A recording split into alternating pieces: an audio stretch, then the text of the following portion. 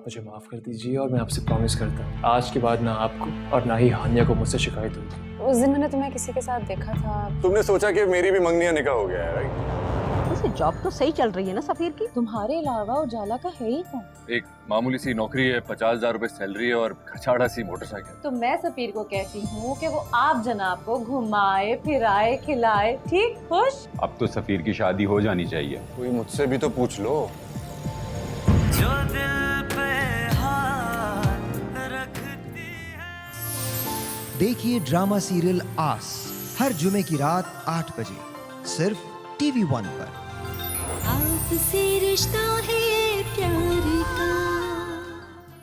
अच्छा जनाब, मैं हमेशा कहता हूं कि हमसे बेहतर प्लेस कोई नहीं बनाता, हमसे बेहतर कहानी कोई नहीं बुनता, और ये प्ले तो आज मेरा बहुत ख़ास प्ले है।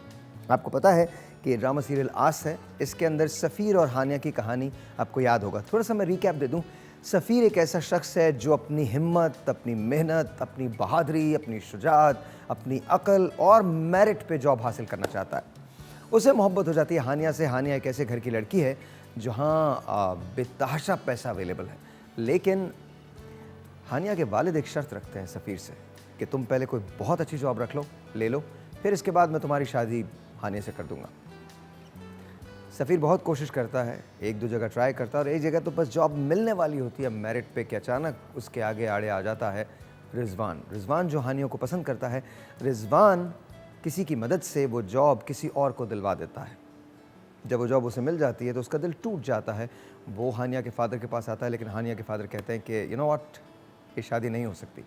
रीज़न इज़ क्योंकि तुम अफोर्ड नहीं कर पाओगे। सफ़ीर परेशान होकर मेंटल हॉस्पिटल चला जाता है एंड ऑफ कोर्स हानिया रिजवान से निकाह कर लेती है। लेकिन तलखियाँ बढ़ जाती हैं रिजवान और हानिया के दरमियान। वहाँ सफ़ीर वापस आकर एक पेट्रोल पंप पे नौकरी कर लेता है। उसकी बहन ये कहती है कि तुम एक काम करो, तुम मेरी नंद उजाला से शादी कर लो। सफ़ीर शादी नहीं करना चाहता, लेकिन उजाला एक स्कीम बनाती है सफ़ीर को पाने के लिए और उसे एक ऐसी जगह ले जाती है जहाँ वो ये मेक श्योर कर सके कि हानिया उसे देख ले। हानिया उसे उस आइसक्रीम पार्लर जाते हुए देख लेती है। उधर रिजवान घर पर आकर माफ़ी मांगता है और रिजवान आकर ये कहता है कि मुझे माफ़ कर दो, आज के बाद उसकी अम्मी से आके कहता है आज के बाद आपको मुझसे कभी कोई शिकायत नहीं होगी। लेकिन कहानी यहाँ के ख़त्म नहीं होती, बल्कि एक अजीब से मोड़ पे दाखिल हो जाती है। हानिया ये समझती है रिजवान कभी नहीं बदलेगा। हानिया जब सफ़ीर को फ़ोन करती है तो सफ़ीर कहता है तुम क्या समझी, क्या मैंने भी तुम्हारी तरह से शादी या निकाह कर लिया? अब कहानी एक अजीब मोड़ पे है। क्या रिजवान वाकई सही हो जाएगा और हानिया से उसकी शादी बरकरार रहेगी, या फिर हानिया सफ़ीर की तरफ वापस चली जाएगी, या अब जो सफ़ीर को पसंद करती है उजाला वो कोई नई चाल चलेगी? No one nose.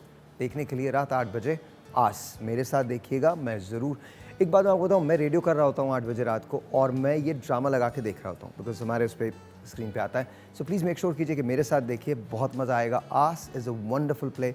Make sure you are watching on TV 1 only. आज रात 8 बजे मेरे साथ आप देखेंगे आस।